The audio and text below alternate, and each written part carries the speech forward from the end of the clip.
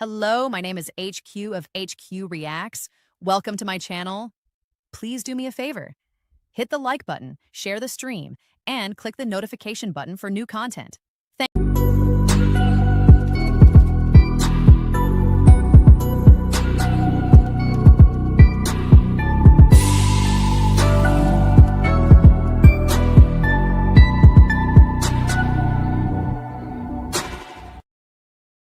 Hey everybody, hey. This is HQ in the house. We see the thumbnail, do we? We see the thumbnail.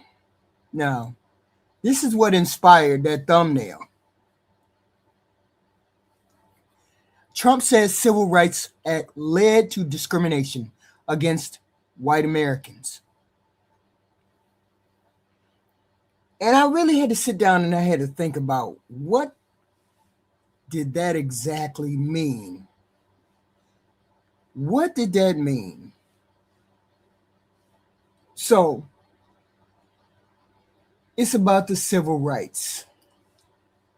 So it was all about the civil rights and rights that were given to blacks and minorities.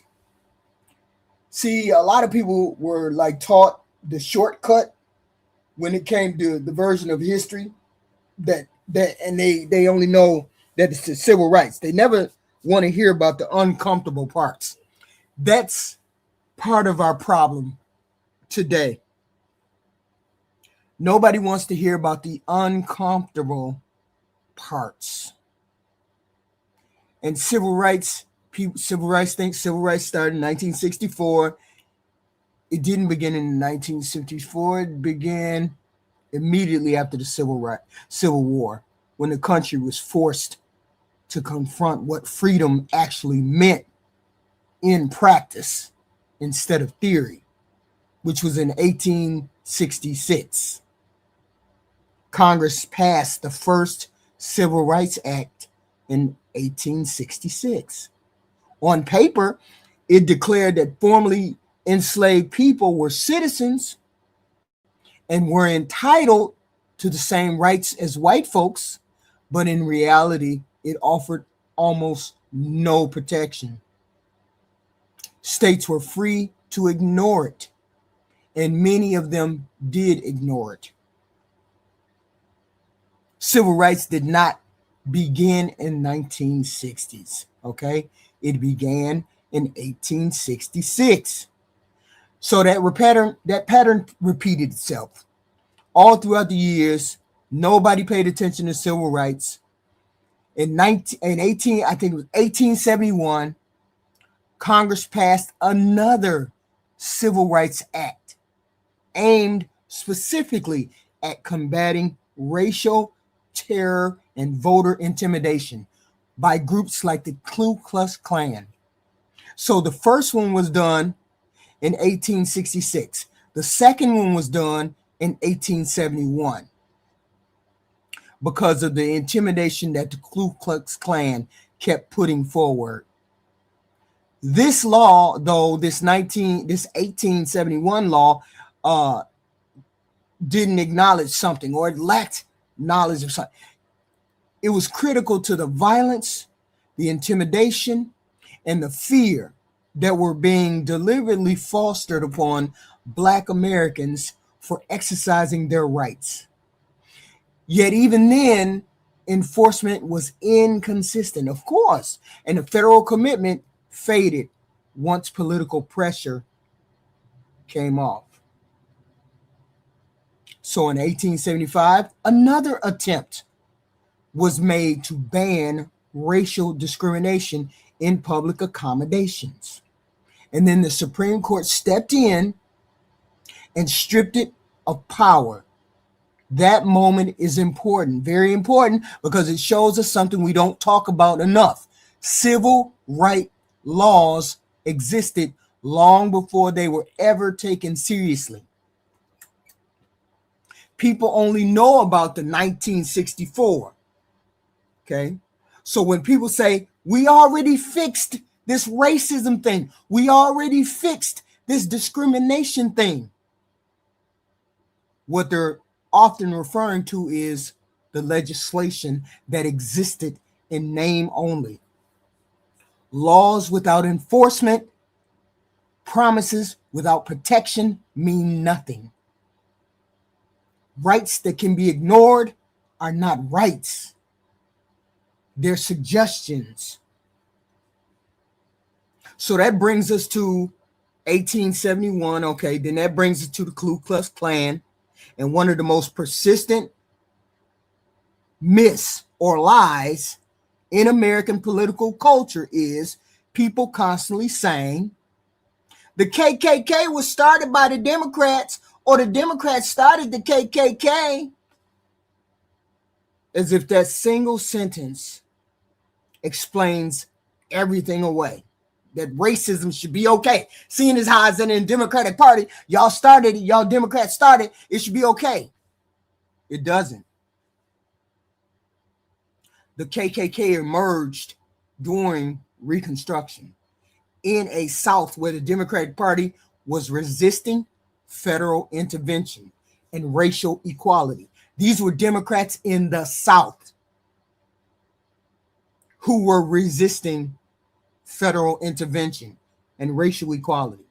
That is historically true, but something there is intellectually dishonest about the people saying the KKK was started by Democrats started the KKK or whatever. Political parties are not stagnant. They're not frozen in time. They are coalitions that change based on who they serve and who they protect.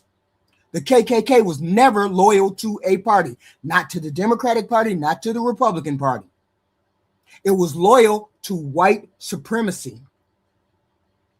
It aligned itself whichever political party allowed that white dominance to remain intact. As parties shifted, so did the alliances of the white supremacist groups. Freezing the KKK into the Democratic Party movement allows people to avoid examining how racial power adapts rather than disappears. And that adaptation becomes unmistakable once we reach the 20th century. The Civil Rights Act of 1957 is often mentioned as the start of modern civil rights. But here's the truth. It didn't scare anybody. Getting those civil rights putting that into law did not scare anyone. Specifically, not the KKK, specifically not white supremacy. It focused on voting rights, but lacked enforcement mechanisms strong enough to disrupt the status quo. States could stall letting people vote. Courts could delay letting people get due process. Local officials could obstruct people from going to the voting booth. And white voters largely felt untouched by it. It don't touch me. I don't give a damn about it. That's the logic and the reasoning today. That's why voting patterns did not change. Civil rights that don't change daily life don't provoke backlash. Everything changed in 1964. The Civil Rights Act of 1964 is the act that most people know about. It's the only act that most people know about. They don't know about the other acts that came prior to that. They only know about the 1964 Act. The Civil Rights Act of 1964 did not merely promise equality. It enforced the equality. It reached into workplaces. It reached into housing. It reached into schools. It reached into public accommodations. It told employers and landlords and institutions that excluding minorities, specifically black people, excluding minorities was no longer an option. That is what the Civil Rights Act of 1964 means.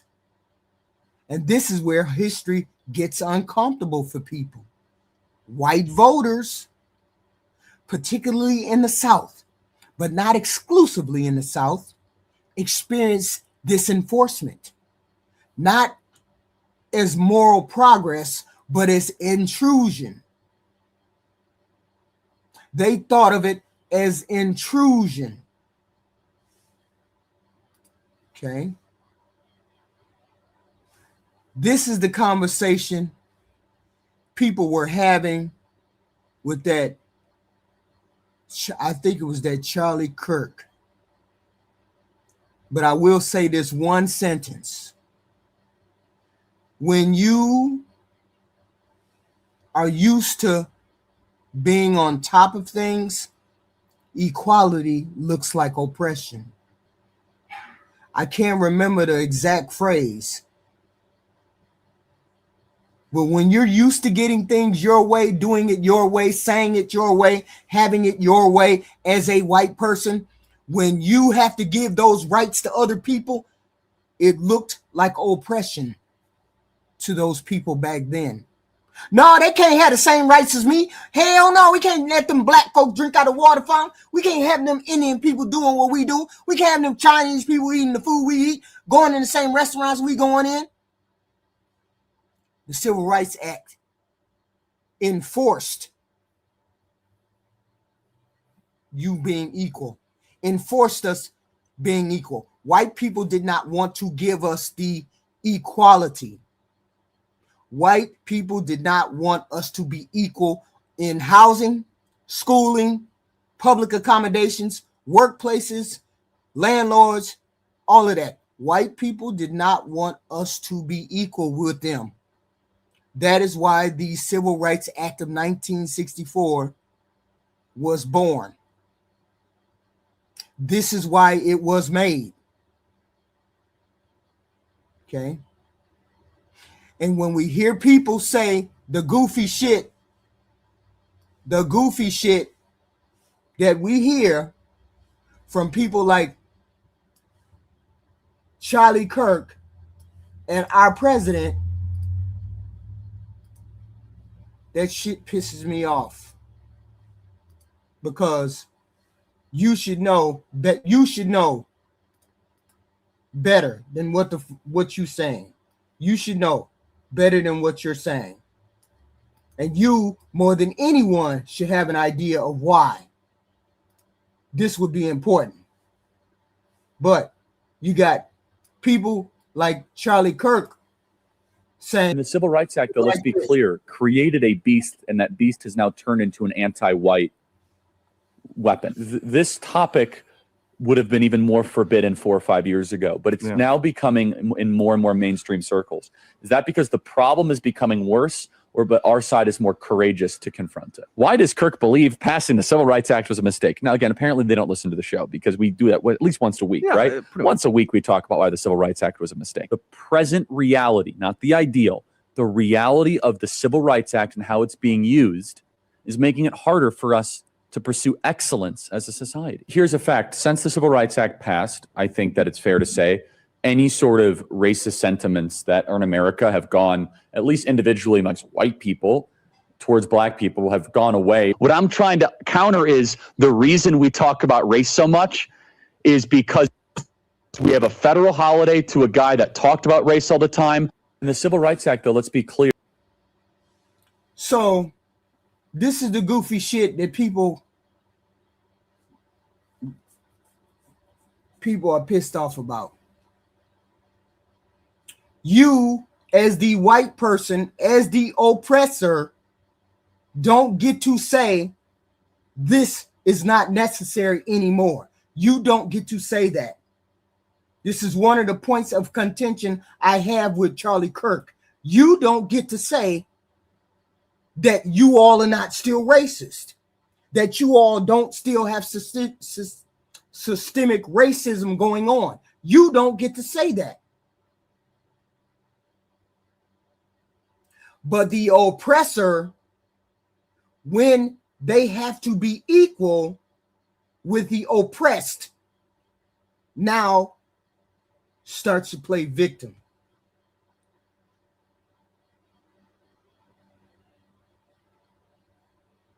So white voters, particularly in the South, but not exclusively in the South, experienced this enforcement. Hold on.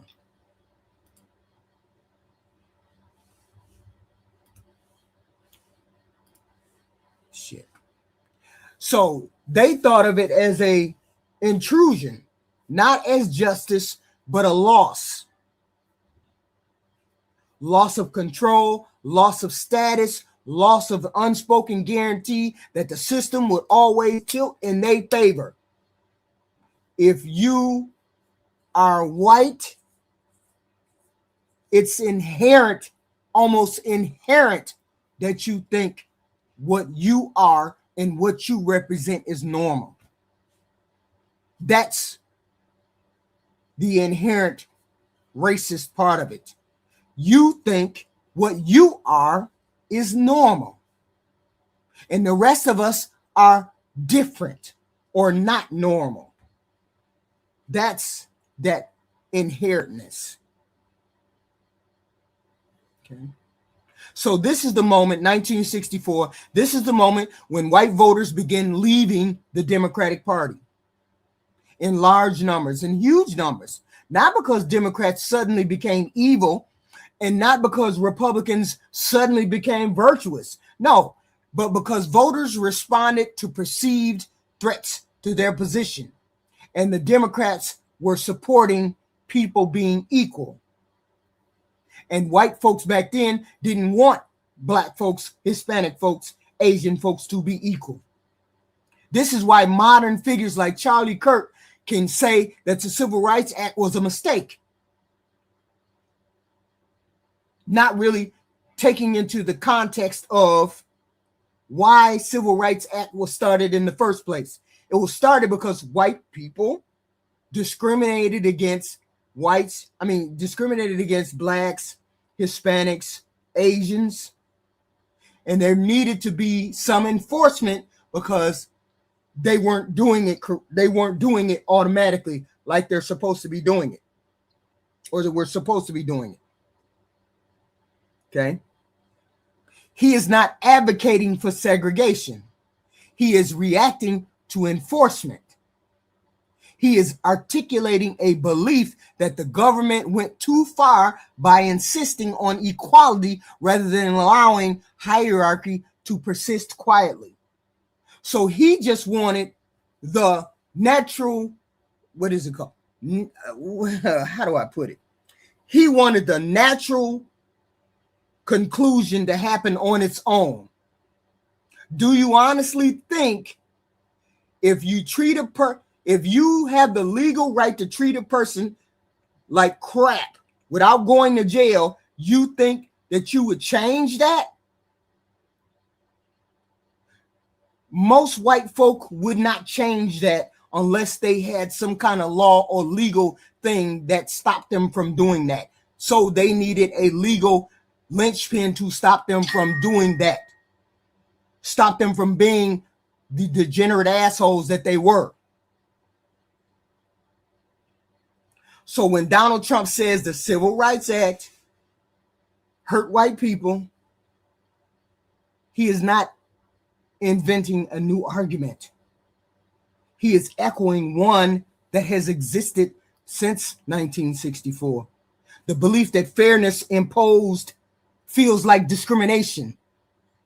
Fairness imposed feels like discrimination to white people.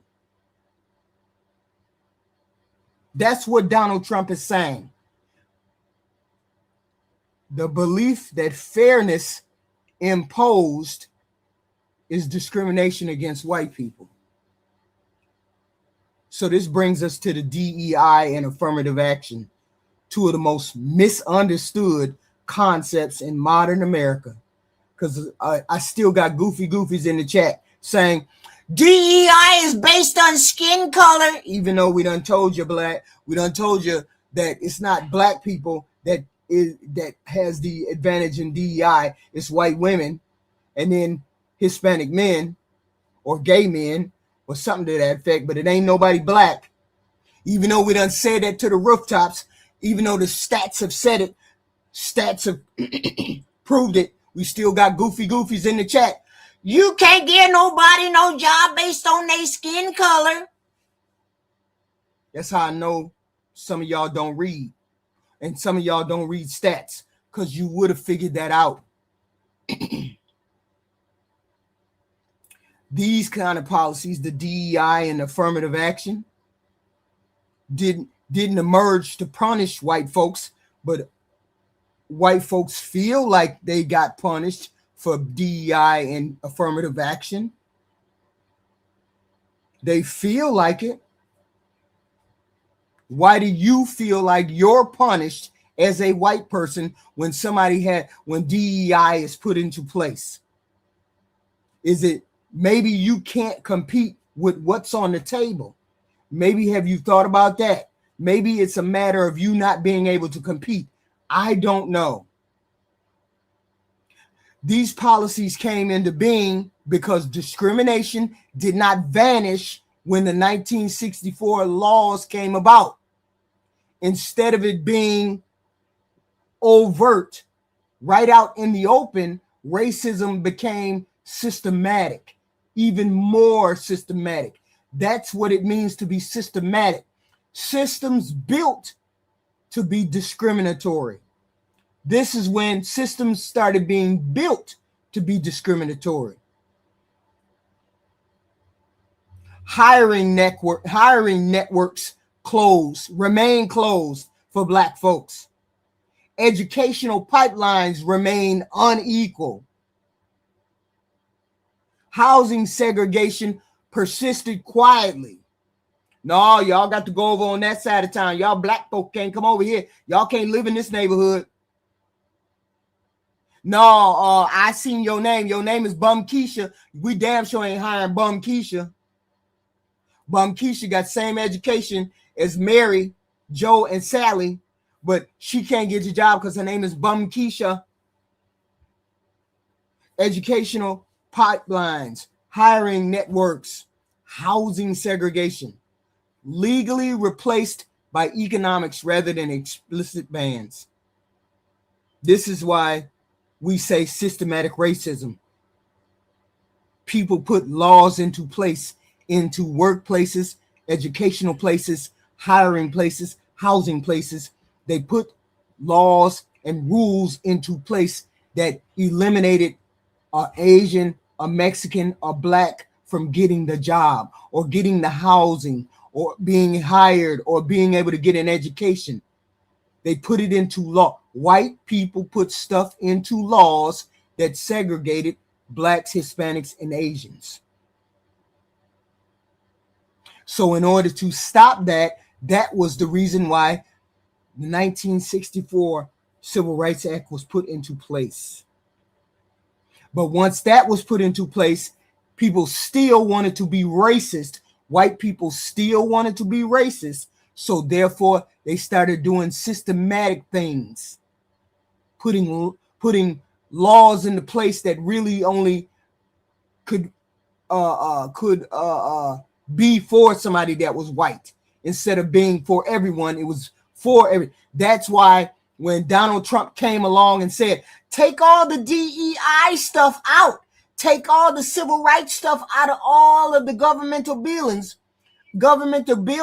paperwork and paraphernalia, take DEI out. This is why I know Donald Trump don't like Black people, because you fucked all of us over. Black people, Hispanic people, and Asian people.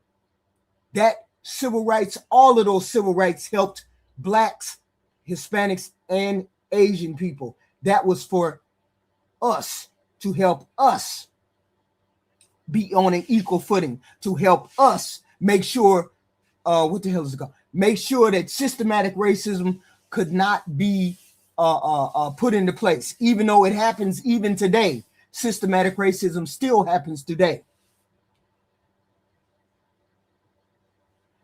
So affirmative action was designed to widen access, not lower standards like some of you goofies always saying, because you don't know what it means. Because if you come and you say, affirmative action is for, well, you lower the standards for blah, blah, blah, then you don't know what affirmative action or Civil Rights Act was about. Okay? You don't know what the claims are, but you don't know what that claim that actually means. Okay? And so when Donald Trump said what he said, when he actually opened his mouth and said it, I was like, yeah, this is what we mean when we say the president is racist. This is what we mean. And a lot of, no, he ain't racist. He's saying the truth. Nobody who understands the 1964 Civil Rights Act, who understood why it was put into place, would ever open their mouth, fix their mouth, and say Civil Rights Act discriminated against white Americans. It was to stop the discrimination against Hispanics, Asians, and blacks. That's why the Civil Rights Act was put into place. Okay. DEI was designed to address these structural barriers, not guarantee outcomes. I still have to qualify for, like, let's take, for example, that bullshit that Charlie Kirk said. You know how I know it's racist? What he said is because when most people go get on an airplane, don't nobody say, I hope that pilot is white. I hope he white. Don't nobody say that bullshit. Only somebody who's always thought about race, who wants to put race in the forefront all the time, would say some shit like, I hope he ain't black. Nobody gets on a plane and says, I hope he ain't white. Because we understand that a person who flies a plane has to go through a hell of a lot of markers, even to make it into the room to be a pilot, to be even considered to be a pilot. They got to hit a lot of markers. And only some jackass would ask, black person, did you get hired? Did you become a pilot because you a DEI candidate? Like, what the fuck would somebody hire a DEI candidate who can't fly? No, he's a DEI candidate. He can't really fly a plane. He can't really fly the plane. He didn't clock all 1,000 of them hours. He didn't clock none of them hours. He didn't do instructor shit. He didn't go in the plane thousands of times. He didn't do none of that. So he a DEI hire. Yeah. Only a jackass would even make the comparison. That's why Charlie Kirk is a jackass. Okay. Yet resentment towards these policies keep growing because many of you goofy goofies believed opportunity was being redistributed unfairly. Anybody with a P, without a P brain, would know that a person who's a pilot, you shouldn't even ask. You shouldn't even be asking whether that person can fly a plane. Automatically off the top, you should want that person, that black person, that Asian person, that Mexican person, off the bat, you should want them to be flying the plane. Because they work 10, 20, 30 times harder than the white boy. Because, see, being white and mediocre is fine in this world. It's fine for y'all. Y'all like that white mediocre boy. I'd rather know that somebody worked their ass off 3, 4, 5 different times. 9 times out of 10, that black pilot done worked his ass off 3, 4, 5 different times to be better than anybody that he done came up against. So here's a fact rarely acknowledged. White women were among the largest beneficiaries of affirmative action and diversity initiatives.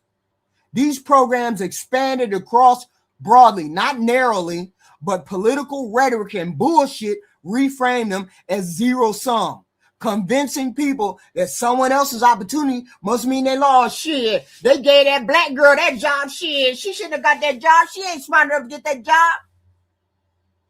That's where you get the bullshit about Kamala Harris. And she probably runs circle. AOC. AOC got more degrees than anybody in the fucking Congress. She got more degrees than anybody in the fucking Congress. And yet, these Simple Simon motherfuckers call her dumb and slow. Make it make sense.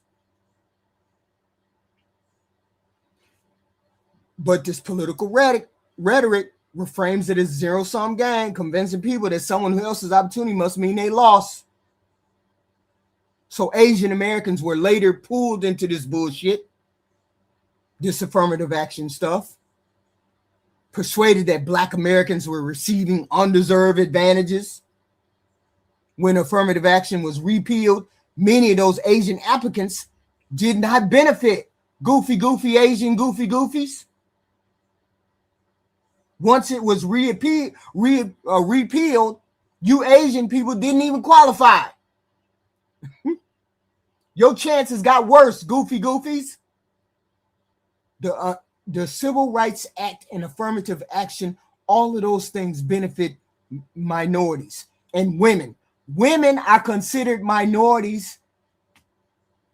White women are considered minorities. Goofies. So these Asian people screwed themselves. The problem was never merit. It was gatekeeping at the top. Oh no, we see these Black folk getting up in here. We got to get these Black folk up out of here. Come on, y'all Asian people. We got to get these Black folk up out of here.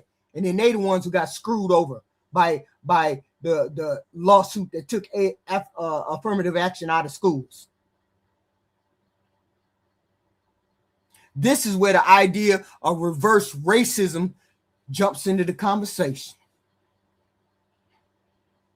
Reverse racism is not a legal concept. It's a political one. It reframes the civil rights enforcement as discrimination against white men, ignoring the fact that civil rights laws were designed to stop exclusion. That's what civil rights laws are for, to stop exclusion. I wish every person in the goofy chat, stop exclusion. That is what the Civil Rights Act did. It was meant to stop other people from being excluded. It don't exclude white men. White men are already in the goddamn room. So it doesn't exclude them. So this is when the goofy concept reverse discrimination comes along. Civil Rights Act was started to stop excluding Asians, Mexicans, African Americans. That's what civil rights was supposed to do, to stop the exclusion of those groups of people. So when the Department of Justice under Trump emphasized reverse discrimination, it signaled a broader shift from addressing inequality to denying that there was any exclusion to begin with. Okay. It was designed to stop excluding Blacks, Hispanics, Asians, not to guarantee equal outcomes regardless of the context, but I get to come to the fucking table. I get to come to the fucking room. If I have the same qualifications as you, I get to come to the same room as you. Before 1964, before the Civil Rights Act of 1964, I couldn't even come into the room with you, white boy. That's what Civil Rights 1964 stopped. It stopped you from telling me I couldn't come in the room and compete with you. That's what the Civil Rights Act does. So when I hear people say, oh, we should never had the Civil Rights, your goofy ass don't know what the hell Civil Rights Act was for. It's exclusively, that is it. That is all that the Civil Rights Act 1964 did. It stopped the exclusion of you letting me in the room so I can compete with you. As a Black woman, I should be able to walk into a room with any white dude and compete with you. It ain't telling you you got to give me the job. It tells you I got to compete with you to get the job. That's what the 1964 Civil Rights Act is for, to stop you from telling me I can't come into the room. But you got goofy goofies trying to interpret the law. Goofy goofies. You shouldn't have no DEI. It's all based on color. And ain't none of y'all bothered to even read what it means. It means you couldn't stop me from competing with you. It stopped the exclusion of me coming into the room. So this affirmative action, so the Supreme Court's decision to end race-based affirmative action fits into the same pattern. Not an end to civil rights, but a narrowing of the enforcement. A belief that equality has already been achieved. That's what most people think. A belief that equality, that we are equal now. We all equal now, right? We all equal. Let's agree to say we all equal. We are all equal because of the Civil Rights Act. So if we're equal with the Civil Rights Act still intact, what the fuck makes you think we gonna be equal after they take it away? How are we going to be equal after they try to take it away? After Donald Trump tries to take it away? How are we going to be equal then? We're not.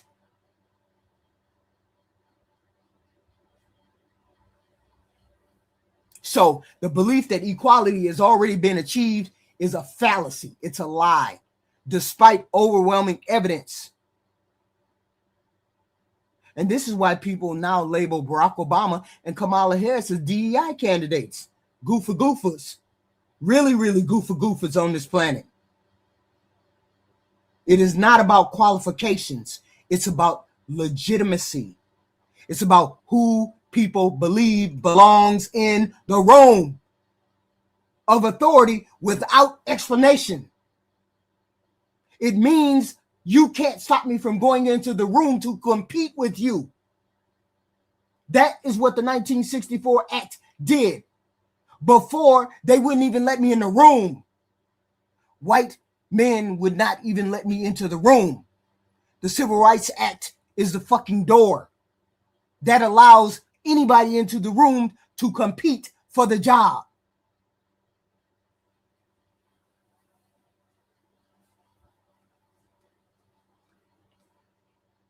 So, this is where I'm snapping, but this is where we at. Hold on. Then we get to this part. Hold on, give me a second. This is big. Give me a second.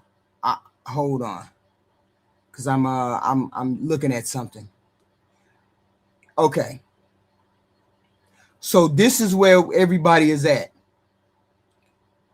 Everybody understands what the hell 1964 Voting Rights Act is, because I said it 3, 4, 5 different times. So you should understand what the hell I mean and what the hell I say. The 1964 Act is the door. We didn't have that door, which meant you could tell me I could come in or out. You get to gatekeep. As a white man, you get to gatekeep, tell me I couldn't come in and help and compete with you. The 1964 Act said I could. Okay. This is the key transition that we had in our country. Because once that enforcement of 1964 Act began, the conversation started shifting away from whether equality was morally right and towards whether it was personally threatening. That shift explains almost everything that comes next. Everything that comes next. After 1964, the law said discrimination was no longer allowed. But the law could not instantly undo decades or centuries of exclusion. Networks were still closed to black people, to Asian people, to Mexican people. Housing patterns were still segregated. Even to this day, housing is still segregated. Because none of y'all look at the fact that only your kids can go to that school. If I lived in a poor neighborhood, only my kids would have to be going to that poor school. And if that poor school can't afford, and my kid is the same age as your kid, and your kid is white, my kid is black. If I don't have enough money, my kids, or I don't have enough money to live in a different neighborhood, my kids don't get the same education as yours. Your school got computers, my school don't. Your school got new books, my school don't. Your school has 20 teachers, my school has 10. Even to this day, we have stuff built in. Not last year, we had a case where somebody won millions of dollars because the real estate agent discriminated against a couple who wanted to buy a house, and the real estate agent steered them towards the poorest neighborhoods. Or it's either steered them towards the poor neighborhoods, or they the house was 100,000 and they tried to charge them 120,000, something like that. It was called redlining. Redlining still happens to this day. And that's what's considered systematic racism. You don't do it personally, but it's still there on the books. It's still there in the actions of the people. Okay. Schools are still unequal. Hiring pipelines still favor the same people they always had. You still, as an HR person, some HR people look at Bum Keisha's name and say, oh, hell no, I ain't hiring Bum Keisha.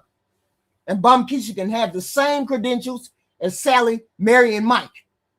And she get put to the side because her name is Bum Keisha. So the federal government began experimenting with something new, not special treatment, but correction. That's where policies like affirmative action and later DEI came from. And before we talk about that backlash, we have to be very clear about what these policies were actually trying to do. Affirmative action did not mean hiring unqualified people like some of you goofies think. It meant recognizing that qualified had always been defined inside a system that excluded them. It meant expanding the pool, opening the door, and letting more candidates in to compete. That's what affirmative action did. Not lowering the bar. Oh man, you must have lowered the goddamn standards. They let HQ in this motherfucker.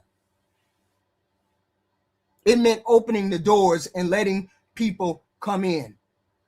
The ones that had always been locked, they kept them open for other people to come in to compete. DEI, diversity, equity, and inclusion, came along later, largely out of the private sector. An education system that realized something uncomfortable. Even when discrimination was illegal, it still happened. Even if it's illegal, it still happens. Look at the bullshit Donald Trump is doing today. Look at the bullshit Donald Trump is doing today. Oh, you Venezuelan, you Mexican, you Guatemalan, you Ethiopian, you what the fuck Haitian. Y'all got to get the fuck up out of here. We ain't got no what is it called? We ain't got no open invitation for y'all to come up over here. We don't want y'all type over here. We want somebody that's aligned with our values and shit like that. Let's go and get these South African folks up in here. Yeah, they align with what we believe in. That's the kind of shit that happens when you don't want to do illegal shit against DEI or against civil rights or against discrimination, but you do it like it ain't discrimination. Everybody looked at Donald Trump like, what the huh? Where these people come from? You just said we wasn't taking no immigrant, wasn't taking none of them immigrants in. But you let the white ones in, but you didn't let the black ones in. You wouldn't let the Hispanic ones in. You want to kick them out. But the white ones from South Africa, that's cool.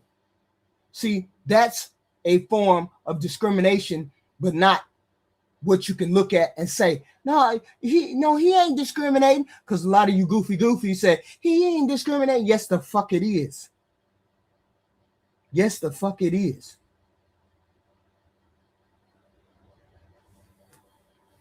So DEI,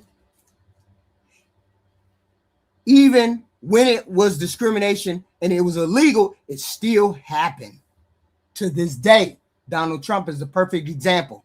That Stephen Miller, virulent racist that he is, piece of shit. It happens through referrals, through assumptions, through comfort, through who seemed like a good fit. Them South African people seem like a good fit. Yeah, let's get them South African people up over here. DEI was never about guaranteeing outcomes. That's what people don't get. You didn't guarantee jack shit.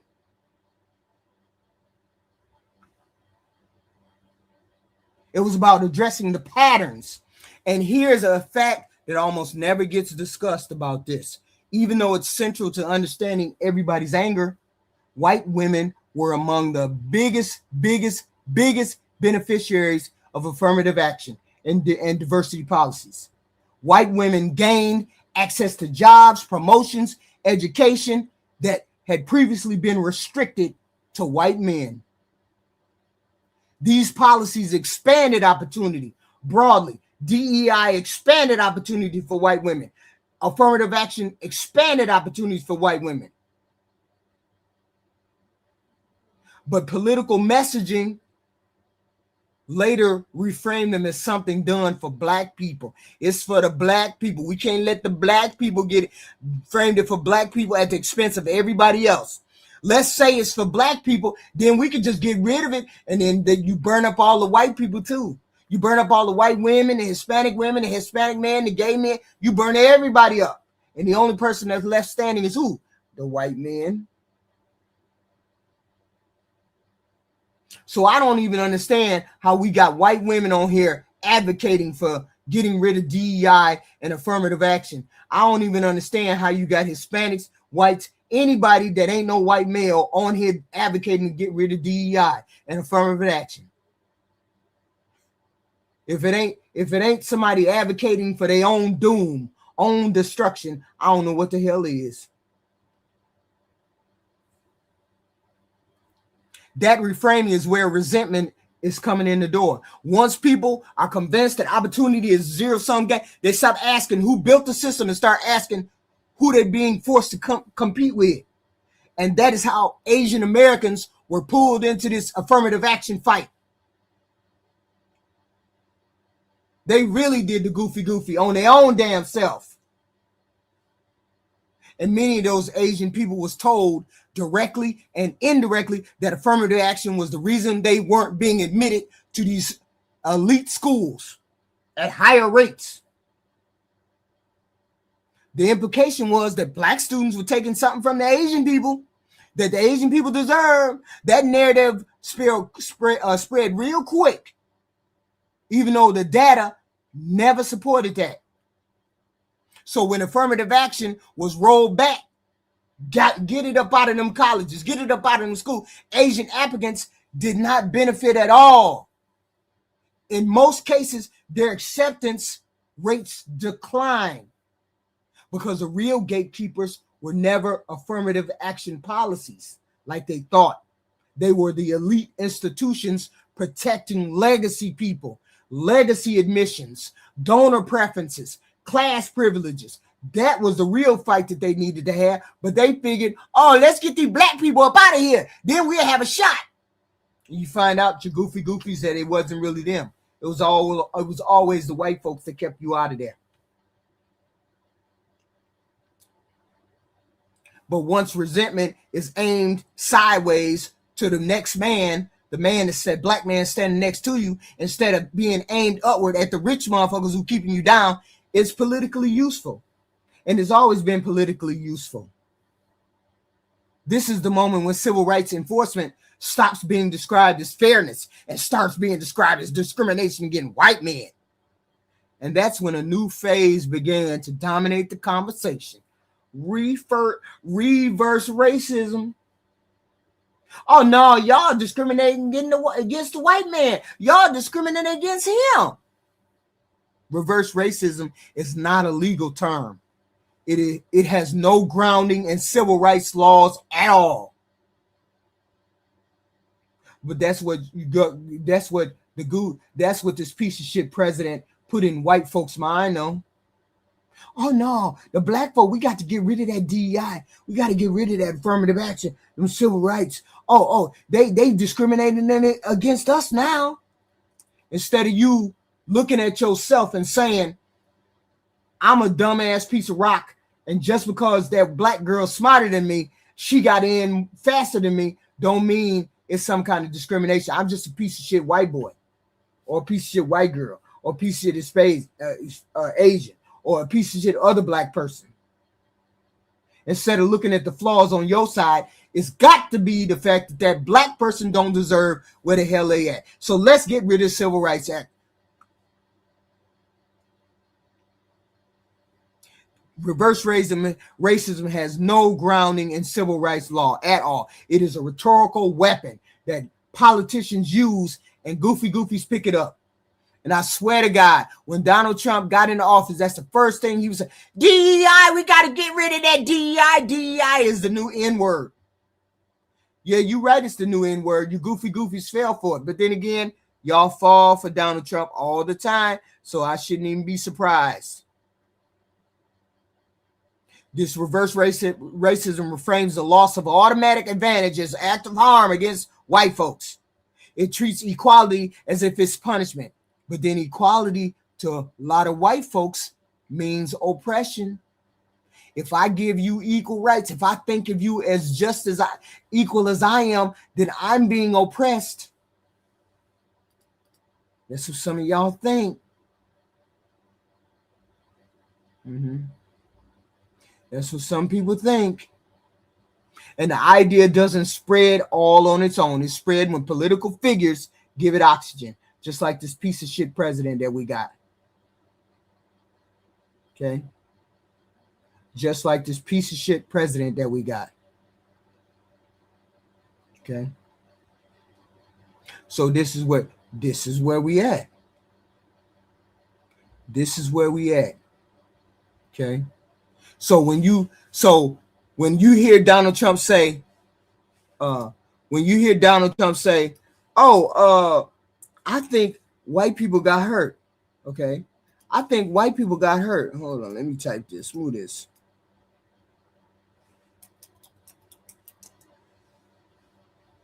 Okay. I think white people got hurt. It sounds weird as hell to a lot of us. It sounds weird as hell. Because that shit don't make no sense to us whatsoever. Okay? What Donald Trump is doing is he's translating decades and decades of resentment into simple, logical language that goofies understand. He's not introducing a new idea. He's legitimizing that old one. Donald Trump did not invent the belief that civil rights went too far. He amplified it. He just got it on blast. He took something that had been whispered in policy circles and grievance politics. Y'all notice that he's very good at the grievance politics, right? It's always the Democrats' fault.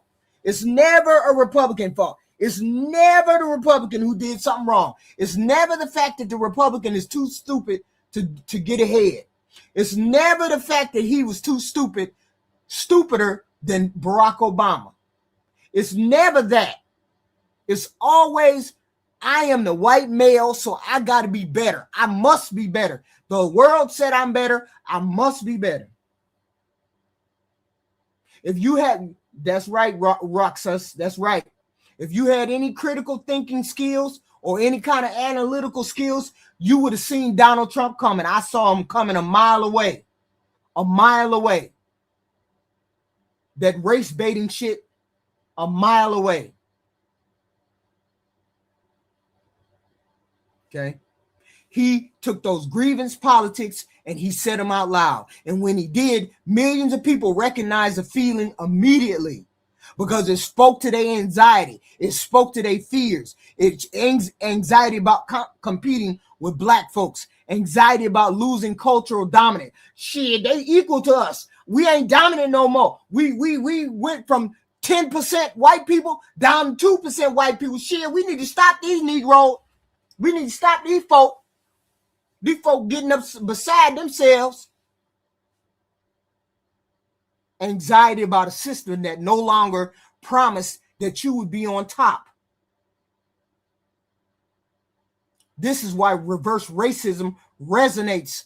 Even though it collapses under scrutiny, it allows people to see themselves as victims. Damn, you motherfuckers are victims. Without ever acknowledging the system that advantaged them in the first place. That's what I don't like. I can't stand because when people think they deserve something and yet they never, ever, ever look at the system and say, yeah, I did have advantage over it. I did have an advantage.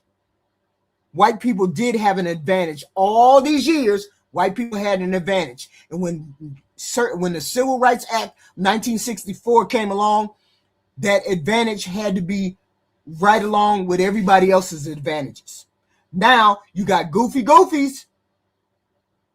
You got goofy goofies out there talking about, let's get rid of Civil Rights Act 64. But we equal with the Civil Rights Act. What the hell do you think? What the hell do you think we're going to be after they try to repeal it? We ain't going to be equal no more. Okay. It allows a lot of white people to look at themselves as victims without ever acknowledging that the system was to your advantage. The system was to your advantage as a white person. You don't think of that history has let you have the advantage all this time. But now that we all have the advantage, now that we're all on the same playing level, now you're mad. It removes history from the equation entirely. This framing also found its way into the Department of Justice under Trump. The DOJ began emphasizing discrimination against white men as a central concern. I want you to call in and I want you to say if you've been discriminated against as a white man. Say what? Say what? The DOJ began emphasizing discrimination against white men as a central concern, treating civil rights enforcement as if it had overshot its purpose. The shift signaled something very important. The federal government was no longer prioritizing correction. It was prioritizing white comfort. No, we got to make these white folk feel good. They feel bad because they getting discriminated against. They feel bad because they got to be reminded that they were the oppressors. We got to correct that. We can't be letting white folks feel bad, specifically the black men. We can't let them feel bad.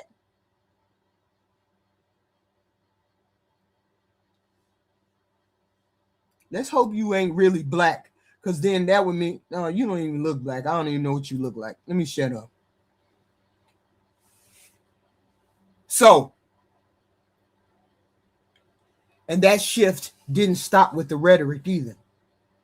It moved into the court system. The Supreme Court's decision to end race-based affirmative action in college admissions is often described as restoring fairness. Restoring fairness. Taking away affirmative action in the schools is restoring fairness. Somebody got to put in the chat, What do they mean by restoring fairness when you take affirmative action away? Somebody please explain that, because I don't get it. How is it taking affirmative action away, restoring fairness to white men? But fairness without context is not fairness. It's denial.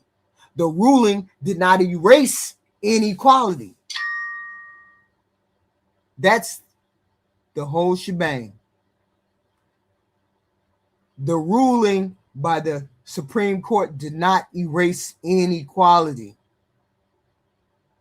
It simply declared inequality irrelevant. And inequality is not irrelevant. So you can't say that we don't need the 1964 Act because inequality is still relevant. People will lie and say it is, but it's not. This fits a pattern we've seen before, though. Narrow the law, weaken the enforcement, declare the problem over, declare the problem solved, then blame the individuals when inequality persists. That's what's going to happen right there. No, we equal, y'all. We equal. We all the way equal. No, black folk, y'all don't need 1964 thing. Y'all don't need none of that. We equal now. Ain't we equal now, y'all?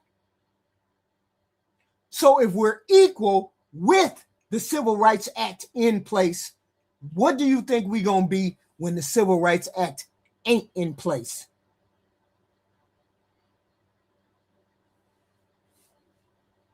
What's happening now is not the end of the civil rights. It's not. Okay. It's a familiar phase in the long history of the United States. The phase where society convinces itself. Society convinces itself that correction is no longer necessary, which is where we are at today. People are arguing that we don't need the Civil Rights Act 64. That's what people are arguing. We don't need affirmative action. We don't need DEI. We don't need none of that equality anymore. This is where we at. Even when disparities remain obvious. And this brings us to something deeper than policy, the legitimacy of it all. When people say Barack Obama and Kamala Harris are DEI candidates, they are not making an argument about qualifications. Because Barack Obama and Kamala Harris, I posit that they are more qualified than Donald Trump will ever be in his lifetime. Ever, ever, ever. The piece of shit ever, ever, ever will be. People who call Barack Obama and Kamala Harris DEI people are expressing their discomfort with authority that does not match their expectations.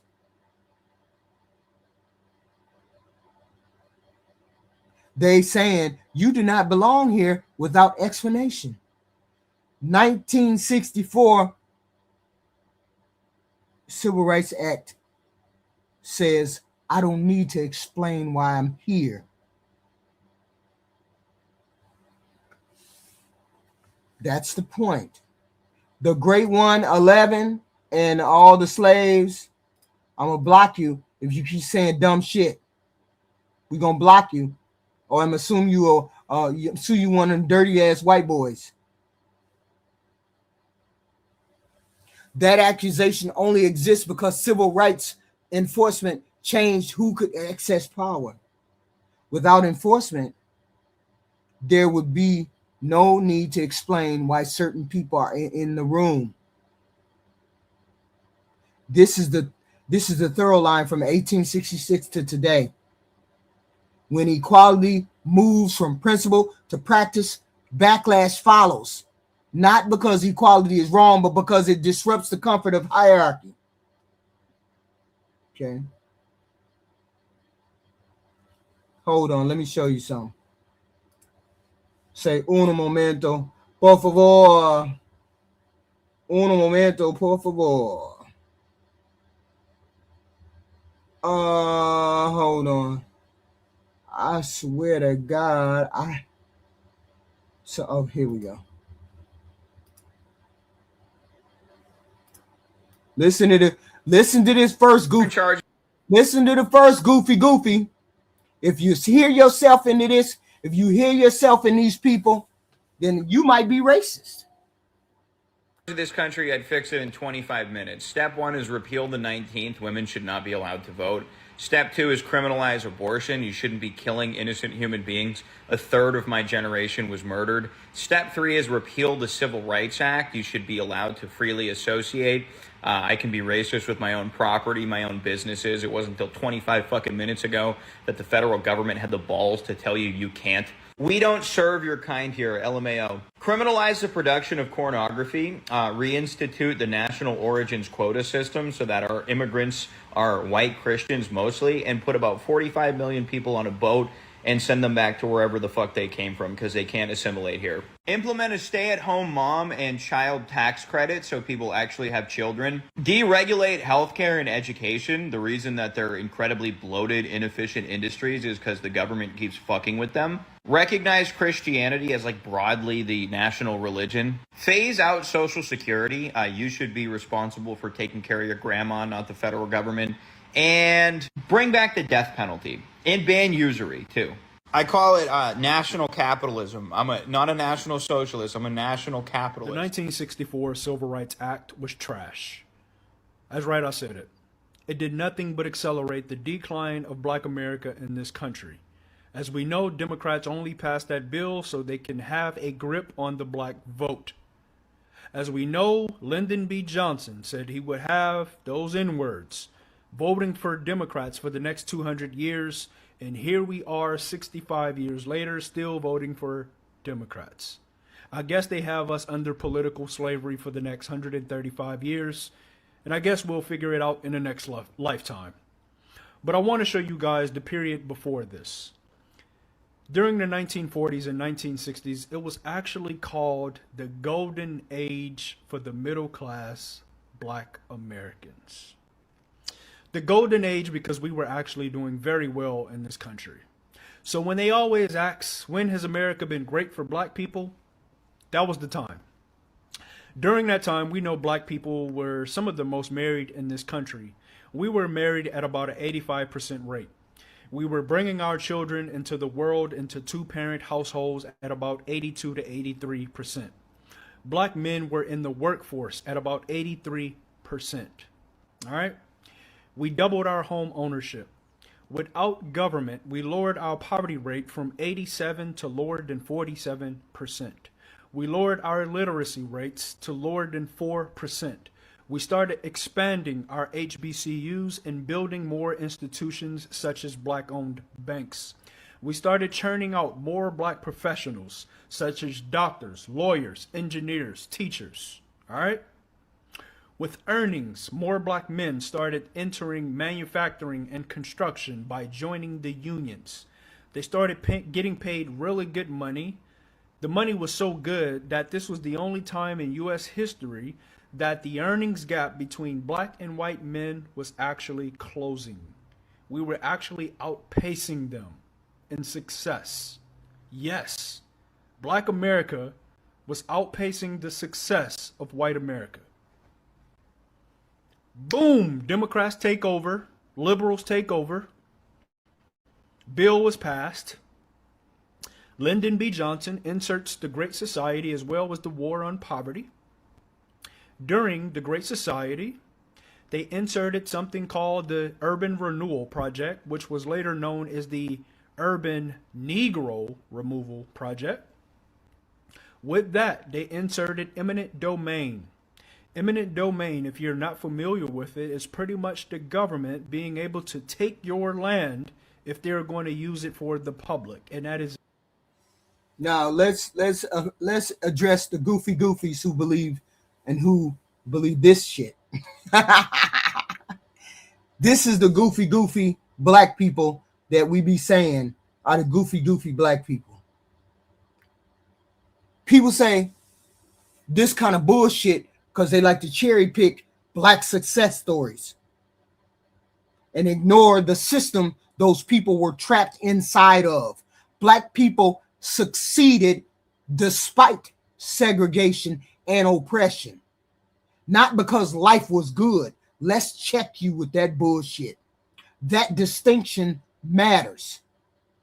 When somebody said black people had a good life before civil rights, black people owned businesses, there were two-parent household, Black Wall Street, churches and lower crime, and we had inventors and musicians and all of that did exist. But here's the bullshit that come behind it. They use individual or community success to claim that the system itself was not harmful.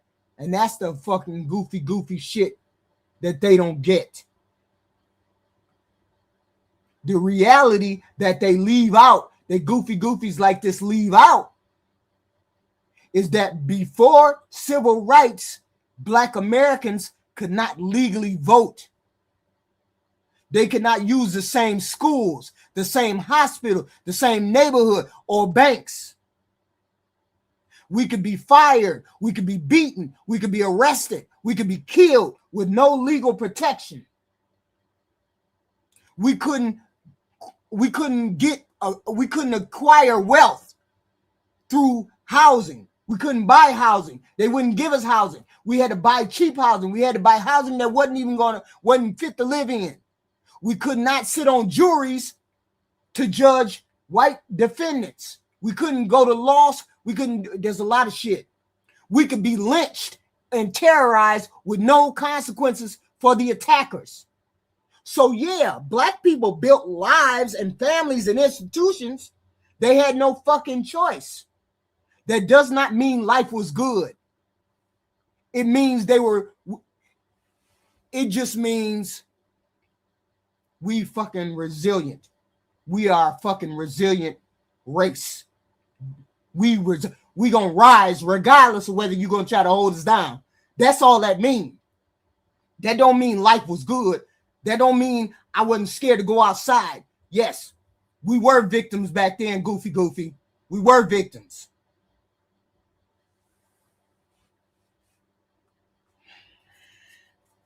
Just goofy. Exactly what they did. Also, during that urban renewal project, they wanted to get rid of the slums and the eyesores of the country. And of course, they said that this was the black areas. But those black areas were not eyesores at all. They were actually very thriving communities. But then they bulldozed it down. And the areas that they couldn't bulldoze, they just built freeways and interstates right over them. Also at that time, we can't remember that the Vietnam conflict was going on, and though black men made up about... I say whatever fucking word I want to say. I'll say whatever fucking word I want to say. Just know that you don't get to run shit over here. So sit your ass down or get out of my chat. That's what you do. You can do that. 7% of the population, well, they made up about 25% of the frontline soldiers in the war. Not only that, but the high-risk soldiers, such as the airborne troops, black men made up about 45% of them. My uncles were a part of that, as well as my father. While these men were going away to Vietnam. And that's the whole point. You don't get the whole point. You don't get individual excellence despite what the fuck they went through. That's the goofy shit. I wanted to play that part. Trying to say that, oh, DEI was never about targeting people of different races to make it diverse, or targeting people of different genders to make it diverse, then okay, what is your definition of diverse? It's clearly not skill-based, because when you all talk about diverse, you're picking out different races in a room. You're like, this person is that, this person is that. and then you got all these different identities and whatnot. I'm sorry, is the Democrat Party not merit-based? I'm just trying to get an idea of what's going on here. And part of your definition of being diverse is purely on race, and then you're going to go and say DEI isn't just hiring people based on race. That part really confuses me. Okay. Diversity, equity, inclusion. That sounds nice and responsible. No wonder all big companies now require employees to get training in it. Because we understand that racial and systemic bias have many causes, sources, and ways of showing up within each of us. Even if that's true, do you know what American companies now do to address it? Some make ritual apologies for America's past. We want to acknowledge that the land where the Microsoft campus is situated was traditionally occupied by the Sammamish. By proclaiming guilt, companies try to signal that now they're virtuous. The Snohomish, the Tulalip. It's nice to apologize. Yes, but what is it really doing? Eric Smith was a diversity officer at Drew University. Now he teaches at York College. Why'd you stop being a diversity officer? I just thought it was a useless thing. There's a better way to go about doing this. Diversity and inclusion. Useless or not, companies continue to pay big money for training. There's a whole industry now designed to cater to companies looking for a quick way to check that box. In the U.S. in 2020, DEI was a $3.4 billion industry. Every big company. They feel like they have to. They have to say something. They have to signal to the world that they're doing something. Is it effective? No. In fact, it seems to be doing worse. It seems to be making people less likely to interact with people who are unlike them. You know, because it's like a minefield now. Less likely to interact. After a training where you hear things about microaggressions, if you ask somebody what they do for a living, somehow that's racist, right? If you learn that, then why would you take a chance? I better not talk to Eric because I might say something wrong. Precisely. So now inclusion means I'm going to silence myself and not talk to the black people. All white people are racist. Some trainings are just divisive and dumb. I believe that white people are born into not being human. This is extreme, I take it. It is extreme, but it's becoming more of the norm. These slides were shown at a Coca-Cola diversity training. The thesis of this training was try to be less white. They're talking about arrogance and things like that. That is by no means a white thing.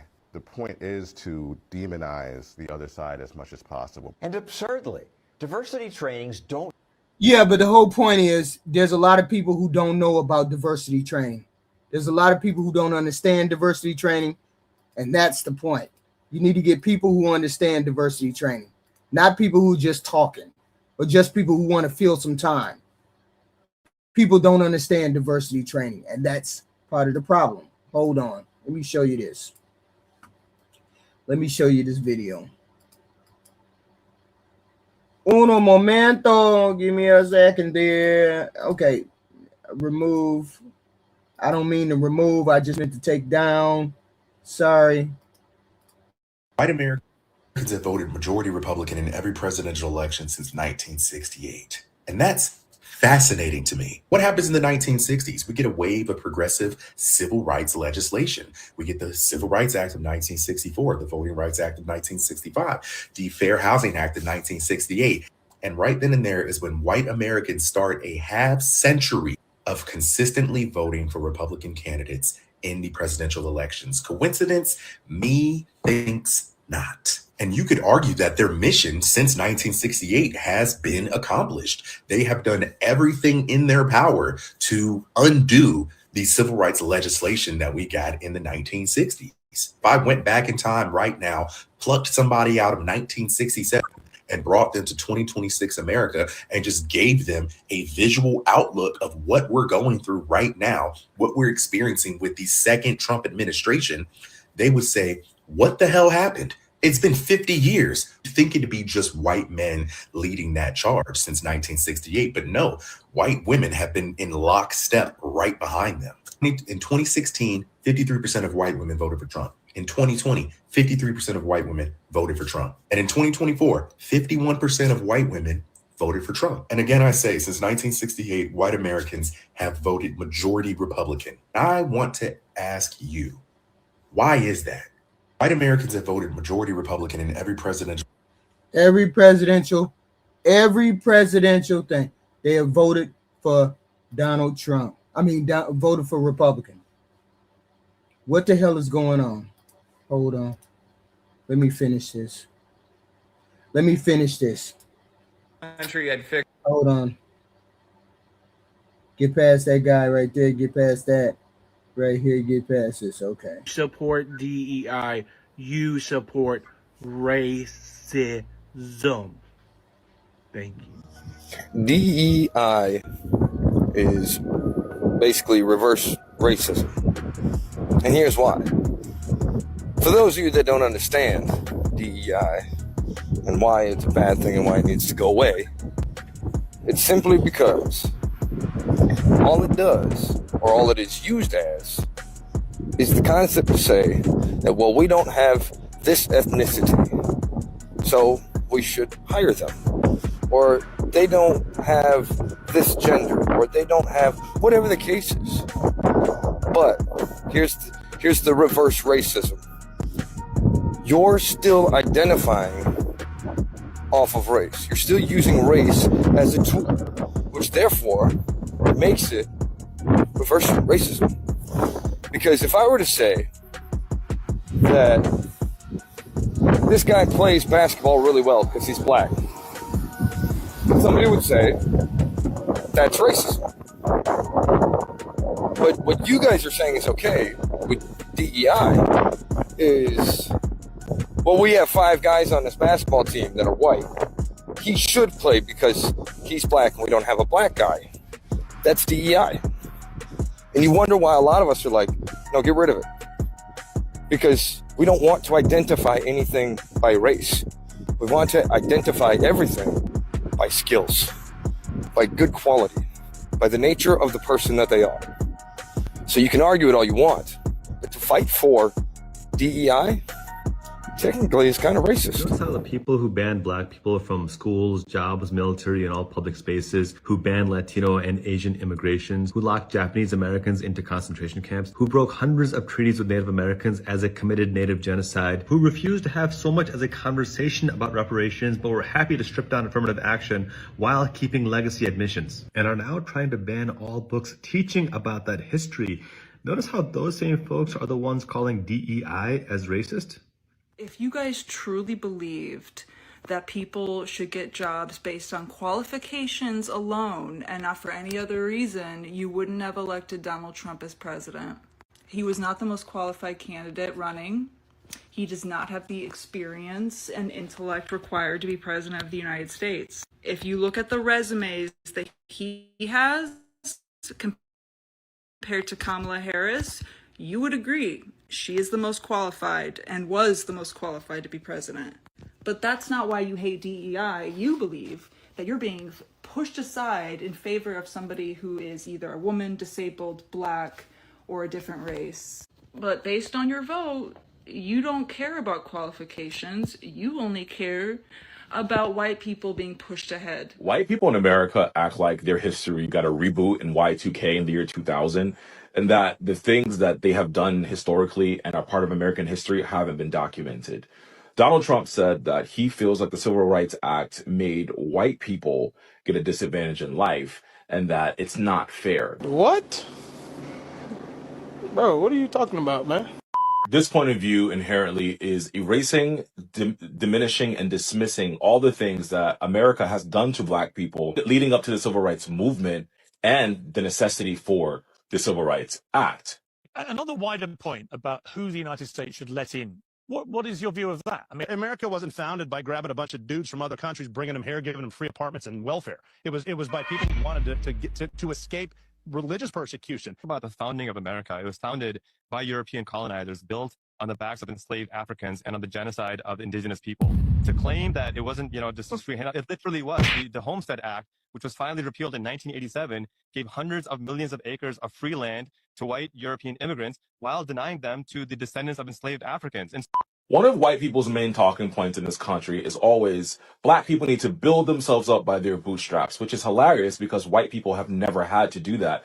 since their inception in this country. From colonizing the land to killing the natives with disease to stealing the land from natives to bringing Africans here to work for free under slavery to things like the Homestead Act, which gave millions of acres of lands to descendants of Europeans only, and things like 40 acres and a mule, which they were supposed to give to black people once we fought for our freedom, and that never occurred. To the GI Bill and your grandfather going to war, coming home, building a middle class wealth because the country gave him housing, healthcare, and education. But my grandfather came back and had no rights as a black man and did not benefit from the GI Bill. And black people being forced into ghettos and poor neighborhoods due to redlining and unfair banking practices. White people being the highest recipients of welfare, food stamps being created after the Great Depression and being given to white people only, and black people weren't allowed to receive them. Welfare being given to white people only and black people not being allowed to receive them. And currently today, white people are the highest demographic on all of these social safety nets.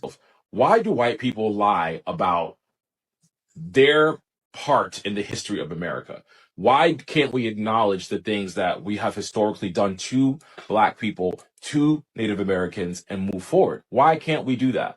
To keep your largely poor, uneducated white base uneducated about the effects of their ancestors is a form of control. I mean, MAGA controls the minds of these people in a way. It is not almost cult-like, it is cult-like. And the more you keep people uneducated is the more and more history can repeat itself, and history is actually not. Here's a breaking news into the Don Lemon Show newsroom. More proof that Donald Trump and this administration are just racist. The president of the United States, in an interview, said that he believed that civil rights era protections resulted in white people being very badly treated. That is his strongest indication that the concept of reverse discrimination is driving his aggressive crusade against diversity policies.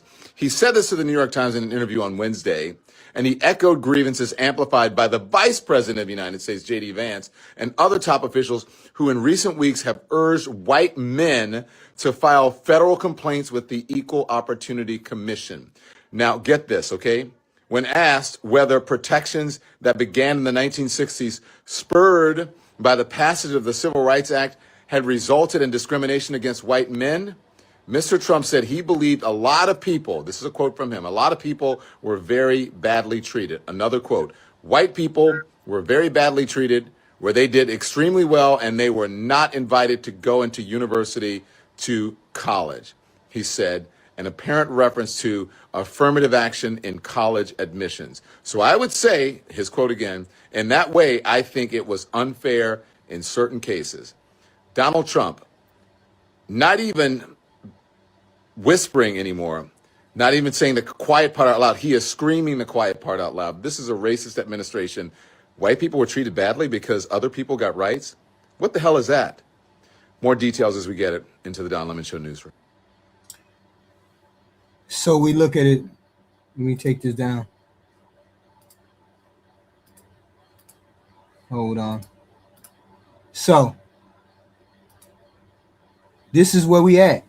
By the time we reach this point, something important has already happened. Civil rights have moved from laws to enforcement to backlash and political language, right? What once required court rulings and legislation now spread throughout the media, culture, and everyday society. And that brings us to how these ideas circulate today. Not through textbooks, not through congressional databases, but through short clips, viral TikToks, emotional arguments. This is where platforms like TikTok matter. When you watch videos that argue for civil rights, you usually hear people talking about lived experiences, about housing discrimination that didn't vanish when laws changed, about job interviews where qualifications weren't the issue, about schools that are technically integrated but still deeply unequal in resources and outcomes. I said that earlier.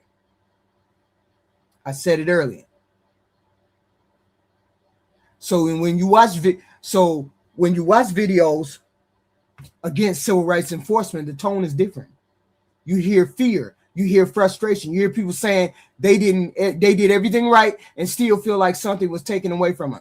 Both sides feel real to the people speaking, but they are not speaking from the same historical perspective. One side is reacting to exclusion that never fully ended. The other is reacting to advantage that was never acknowledged. Social media collapses that difference. It treats every opinion as equal in weight, even when history is not equal in context. And when that happens, resentment spreads faster than understanding, which is where we are today. This is why modern accusations like DEI candidate have become so powerful. Garbage. Just garbage. When people say Barack Obama is a DEI president and Kamala Harris is a DEI vice president, they're not making a policy argument. They just calling them names. They're saying the competence must now be explained. Notice how this accusation is never applied evenly, okay? No one asked whether legacy admissions are DEI for the wealthy. Nobody asked whether Donald Trump is qualified. Nobody said jack shit about the white boys who got jobs up in the White House or get this job or get that job. Why is it that you never question how they got the job? Not all them motherfuckers smart. Not all you white folks smart. Some of y'all have semis too. Okay. Nobody questions whether political dynasties earn a place with people like Donald Trump. The scrutiny only appears when authorities shift outside the traditional image of power. When people think, oh, that's a black person, she shouldn't be up there. That tells us something important. The backlash is not about fairness, it's about familiarity. When systems quietly favored certain people, no one demanded justification. When those systems were challenged, like now, legitimacy suddenly became a concern. Yeah. This is also why so many people insist we should stop talking about race. You need to stop talking about race, HQ. You need to stop talking about stop, bitch, and go get a real job, bitch. Forget you, libertard, bitch. That's what we got in the chat. That's what we got Goofy saying in the chat. That phrase sounds neutral, even reasonable. But historically, silence has always favored the status quo. You cannot stop talking about race in a society where race still predicts housing access, school quality, generational wealth, health, outcomes, interactions with the justice system. You can never forget about race. Silence doesn't create equality. It protects that imbalance. And only somebody that's white would never understand what I'm saying. Unless you actually tune in, unless you actually lock into life. A lot of y'all ain't locked into life. What civil rights enforcement did, what the Civil Rights Act in 1964 did and continues to do is force visibility. It makes inequality harder to deny. And denial has always been more comfortable than repair. I see it in the chat right now. It sounds like you're racist. You see the goofy shit, y'all? Y'all see the goofy shit? I'm talking about race and inequality and X, Y, and Z, but it's an attack on them. It ain't talking about race. I'm attacking them. She's attacking us. She's racist. She's talking about race. This is where we run into the goofy, immature people. Okay? This is where we find it. This is where we run into goofy, immature people because we can't have conversations with y'all. Yes. This brings us back to something we touched on earlier, but need to sit with more concretely. White voters did not shift politically because they suddenly became hateful. Many of those white folks shifted because they felt unmoored. They felt untethered to the Democratic Party because the rules they assumed were permanent were suddenly open and challenging because they allowed black people in. Okay. But feeling disorientated is not the same as being harmed. Equality does not remove opportunity. It removes guarantees.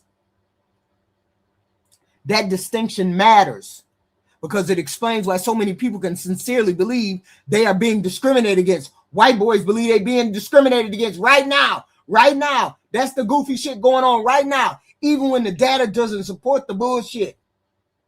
That's how I know you emotional. That's how I know y'all men can be very emotional. When you grow up expecting the system to cushion you, to care for you, to coddle you, to comfort you, neutrality looks like hostility. This is the psychological core of what people call reverse racism. We got goofies in the chat talking about reverse racism right now. Make the shit make sense. It is not about being targeted. It's about no longer being the center of the world, white boy. That's what it means. And once that feeling takes hold of you, it becomes politically powerful. It can be mobilized. It can be simplified. It can be turned into slogans and sound bites like that goofy piece of shit president has done. Now you got people talking about Trump gonna reverse that racism y'all got going on. That goofy shit.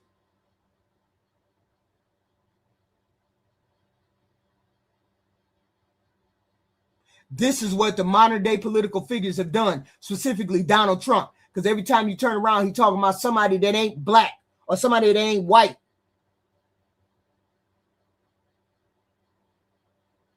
Oh, we got to get rid of them Somalians. We got to get rid of them. We got to get rid of the people who poisoning the blood of America. We got rapists, mental patients, all that coming into the country, knowing full fucking well he a liar. Been a liar, gonna be a liar, stay a liar.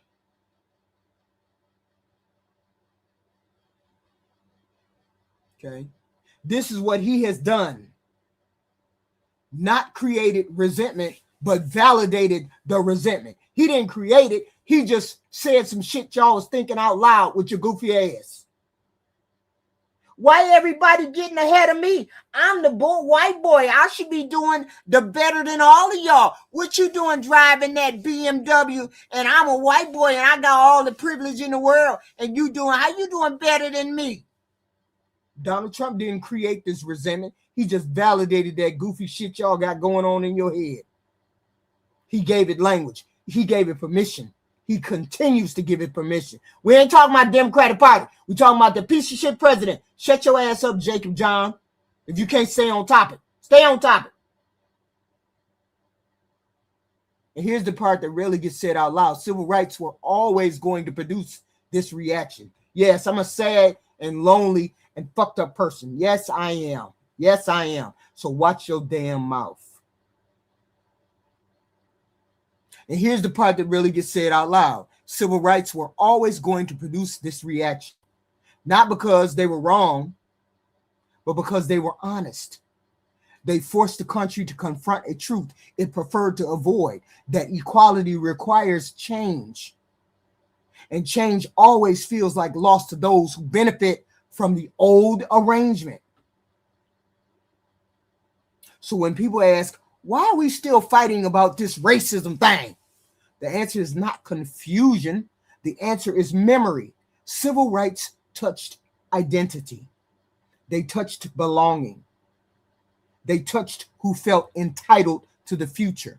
And identity doesn't reset when laws pass. So we're going to go back to something real simple. And then I'm going to turn my boy on because he got something to say. This country has never struggled with the idea of freedom. We celebrate it constantly, always. What we struggle with is sharing it. Every major expansion of rights in American history was met with resistance. We can't let them LGBTQIA, them alphabet soup people do nothing. We can't let those men in female sports. They don't even know what a girl is. Every major expansion of rights in American history was met with resistance. Not because people hated the liberty, but because liberty reorders relationships, gives you a different hierarchy. It changes expectations. It forces people to compete when they once just coasted along. Okay? Civil rights did not fail. They worked. And that is precisely why they are still being contested. Sure I am Pablo Patriot. You that goofy motherfucker that was in the chat the last time. You shut your ass up. Because you know what? I'm good. I cook a nigga. I'll cook a motherfucker right here. Don't play with me. Civil rights worked because they exposed inequality instead of hiding it. They worked because they challenged assumptions about who belongs where. Civil rights gave me the right to be in the room with the white people.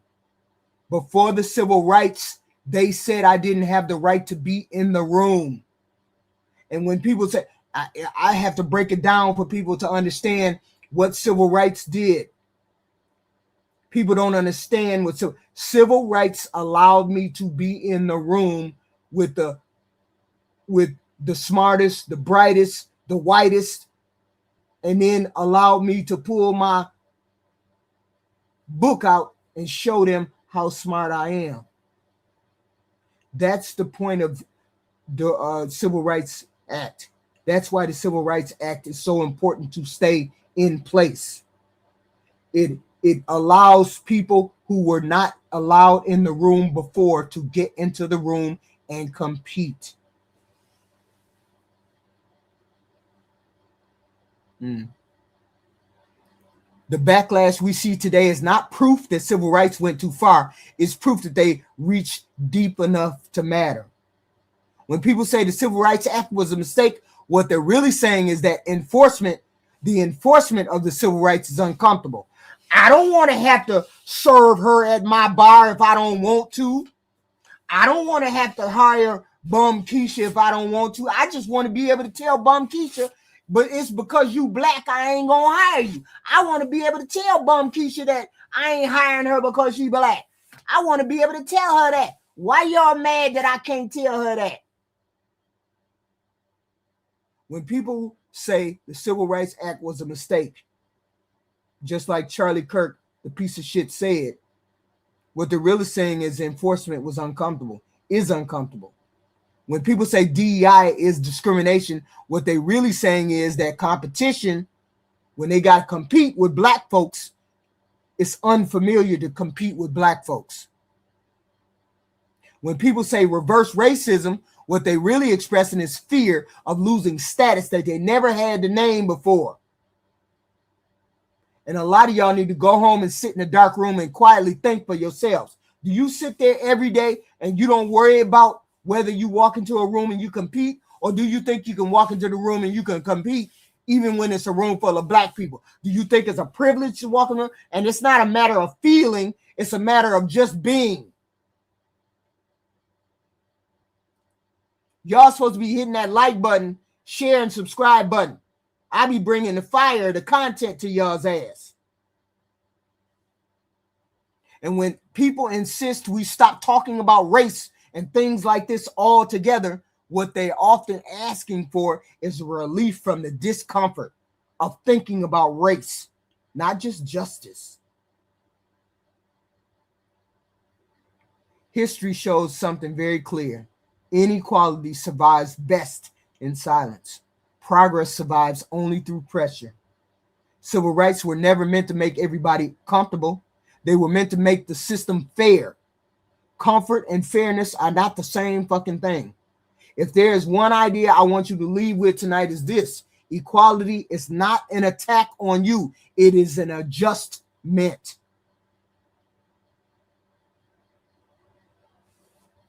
Okay. See, I got to get you up out of here, Tammy, because you be saying the bullshit on the slide. But see, you ain't on the slide no more. And I feel like cooking somebody. So I don't know who you are, but you need to get up out of my chat because I'm not being gracious to you anymore. Okay? Because you on the dumb shit. You one of those people that be on the dumb shit. that don't take the content and think about the content. You think about who's talking instead of thinking about the fucking content. You need to be you a fucking, don't get me started. I'm in one of those fucking moods. You better pipe down, sis, bruh, whatever you are. And adjustment feels hardest to those who never had to adjust before. Okay? So white folks ain't never had to adjust. Now they mad that they have to adjust. That is why this conversation keeps returning. That's why people keep talking about it. I'm glad. You need to hate somebody. You need to grow up and hate somebody. I hate you too. Goofy Xavier McLeod. I hate you too. Goofy Xavier McLeod. Just dumb. You see the shit I have in my chat? You expect me to be cordial to you and you say dumb shit like that? Don't make no sense.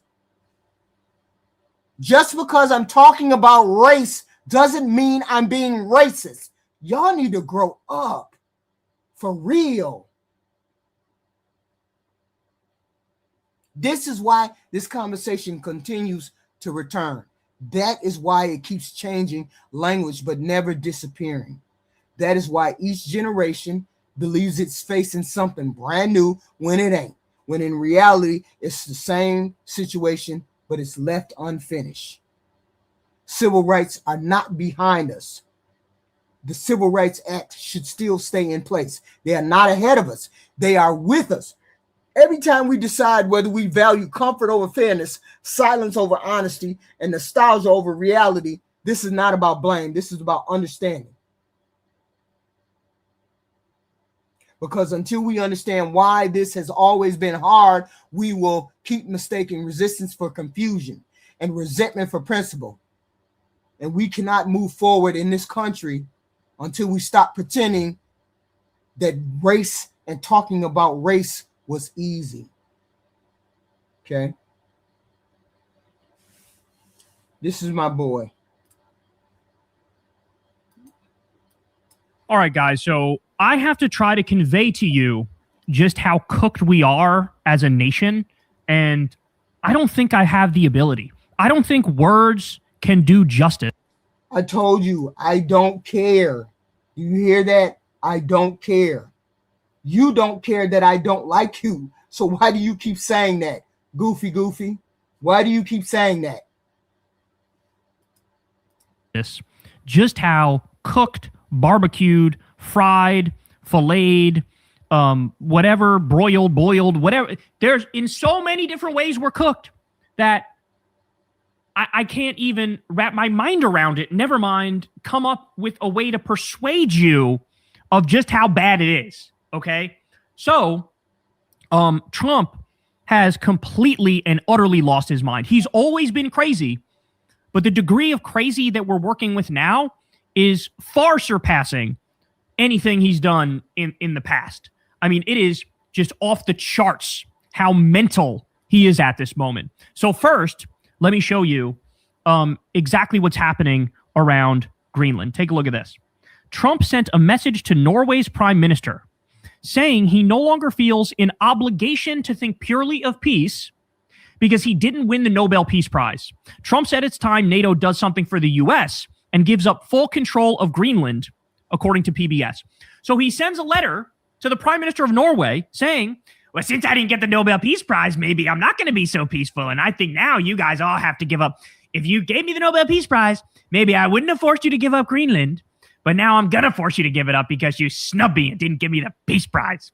Oh my God, bro. Now, by the way, Norway doesn't give out the Peace Prize. Did that stop him from doing this? No. Also, Maria Corina Machado, who was given the Nobel Peace Prize, literally not only dedicated it to Trump, but just physically gave it to him the other day, which he accepted. Even though the Nobel Committee said you can't just hand it to somebody else. She didn't care. And he was like, I'll take it. So he does kind of have the Peace Prize physically on him, with him. Okay? But think about like the irony here is going to like rip a hole in the space-time continuum. I'm so peaceful. I'm the most peaceful, but now I'm going to steal Greenland because you hurt my feelings. Yeah, but I think the president is like, I think the president is 2 cards shy from a full deck. That's what I honestly believe. I believe that age and the fact that he's such a shitty human being has caught up with him. And he don't know how to put a filter on. He doesn't know how to talk to regular, ordinary people. Donald Trump is cooked. He's cooked like a motherfucker if he invades Greenland. There's senators right now that say we gonna roast that ass if he go invades Greenland. So he's on that same track of talking about invading Greenland. They are going to roast him, all of them, in the Senate and the House. This will be an impeachable offense if he does it. That would like be the absolute definition of a psychotic, sociopathic, bloodthirsty warmonger. You literally just kidnapped a sovereign leader of a foreign nation. You just did it. And you said, we're doing it to steal their natural resources and their oil and their minerals and their precious metals. That's what we're doing. And he's like, why don't you give me the Peace Prize? What? So we've now hit the point where Trump has gone beyond comic book villain status. Like, if somebody wrote a fictional character that did exactly this, people would say, that's too absurd, that's too preposterous, nobody's that goofy and silly with their evil. Like, you gotta reel it in a little bit and make it more realistic. It's so insane it's not even realistic, and he's actually doing it. He's worse than a cartoon villain. Jesus Christ. Homie's really creating the Fourth Reich right in front of our eyes, man. He really is. Then we get to this. Breaking, President Trump announces a 10% tariff on Denmark, Norway, Sweden, France, Germany, the UK, Netherlands, and Finland beginning February 1st. The tariff will be increased to 25% beginning on June 1st. Tariffs will remain in effect until the U.S. reaches a deal to buy Greenland. It's time for Denmark to give back, Trump says. Bro, you're tariffing like all of our top allies. He's tariffing our top allies, trying to coerce them and extort them into giving up Greenland. And it doesn't matter because Greenland already sent troops over to the island. Low key sent troops over there. And their mission, or their, what the hell is it called? Their directive is shoot first and ask questions later. So the American troops are going to have a hard time trying to get over to Denmark or trying to get over to Greenland because those soldiers are supposed to shoot first. Okay, do you not understand the long-term consequences of this, y'all? I don't think you get it. I really don't think you get it. Like, it's over. Remember, I've always told you guys, Trump is acting in a way where he's like trying to force the hand of the world to get off the dollar as the world reserve currency. And he's only speeding that up. Now, like, nobody wants the dollar to be the world reserve currency because we are the fucking bully. We're the big bad bully in the world. We're the one that doesn't respect sovereignty and rights and independence. And the world's going to go, why do we work with you? China, at least, is not psychotic, and they're good to their word. And that's exactly what's happening. Okay, so we do this, which is just like, it's that meme of the U.S., a drawing of the U.S. and stabbing itself repeatedly with a knife. And it's the other countries looking at the U.S. like, what the fuck? That's exactly what's happening here. Here's Stephen Miller, one of the shadow presidents. And he comes out and he said the following. You literally can't make this up. Denmark is a tiny country with a tiny economy and a tiny military. They cannot defend Greenland. They cannot control the territory of Greenland. Under every understanding of law that has existed about territorial control for 500 years, to control a territory, you have to be able to defend a territory. A politician in Denmark came out and said Stephen Miller has the psychology of a rapist. That's wild. And the Republicans in the Senate said this man should not be on TV talking for America because he sounds unhinged. And if they decide to talk goofy, we're going to show them that we ain't playing. The House Republicans said this will be high crimes and misdemeanors if Trump decides he's going to invade Greenland in any way. If you try to take Greenland in any way, invade Greenland like you did Venezuela, do anything like that, we're going to impeach you. So we need to really figure out what the hell we gonna do. Right now, we are in a precarious situation. This president is a moron. This president is unhinged. Okay. And we're not saying it. I'm not saying it. Republicans are saying it behind doors. Behind closed doors, the Republican Senate and House are saying we about to impeach this guy if he run his ass up into Greenland. And that's exactly right. What he's describing is, well, wait a second. If you can't defend yourself, why wouldn't I have my way with you? Is that how it works? You see a female that you find attractive and you know you're stronger than her. So like, hey, I can do whatever the fuck I want to her. What's she going to do? She can't stop me. This is what he's using. This is the mindset he's using for international affairs and geopolitics. That is insanity. That's so insane.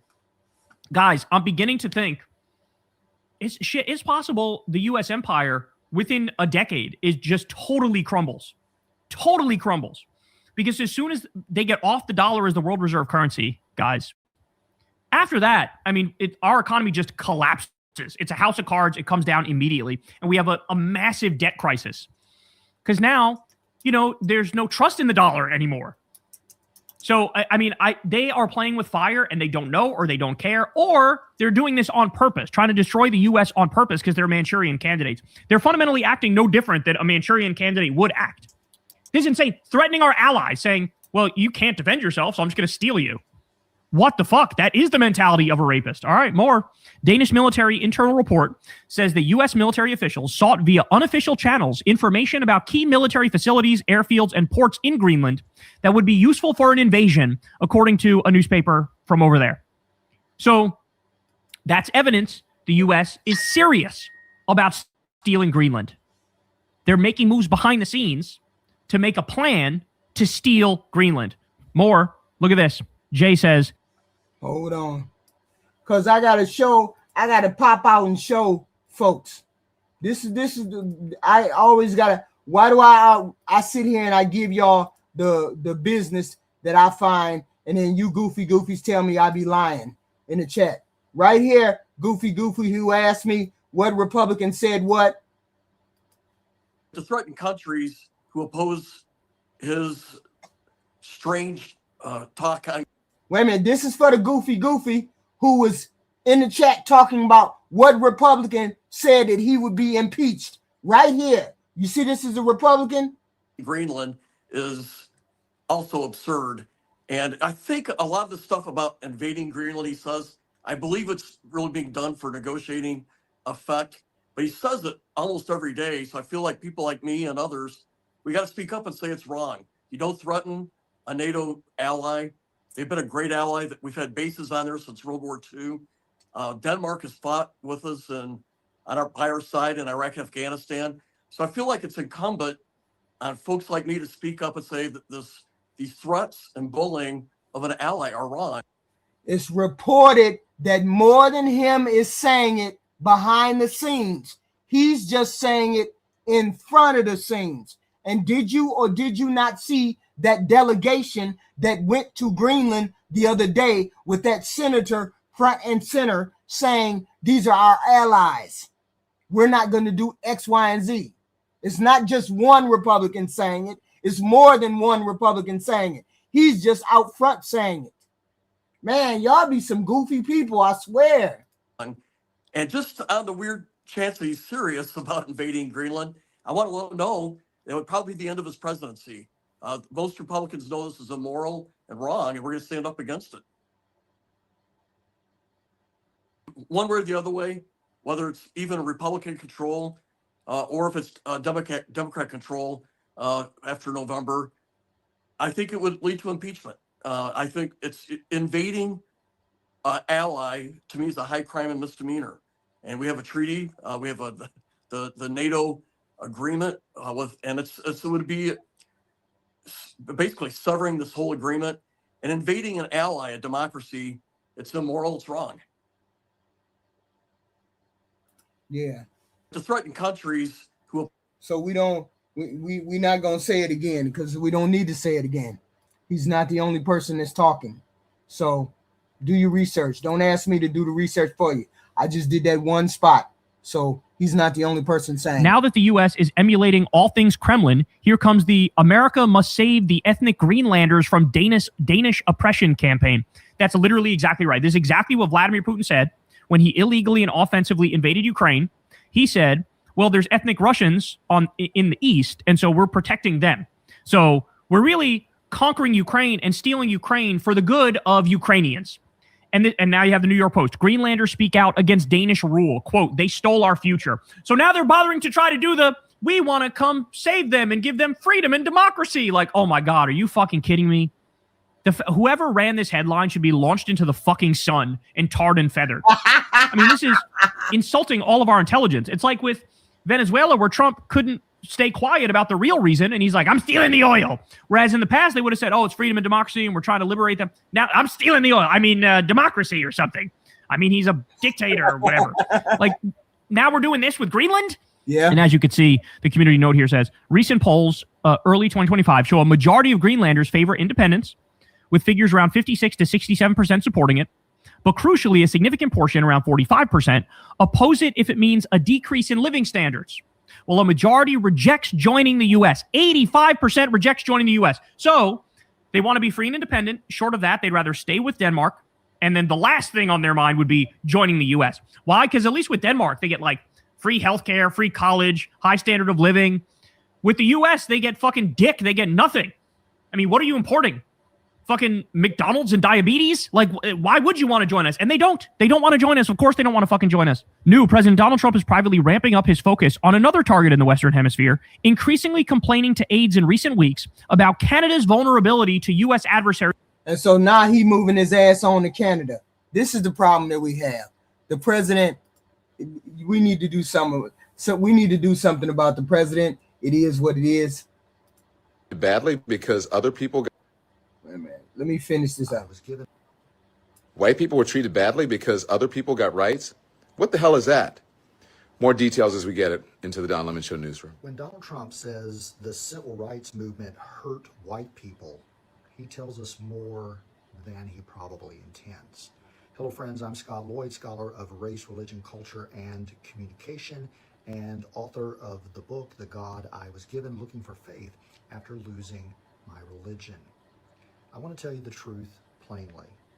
That sentence uttered by the president only makes sense if equality feels like loss.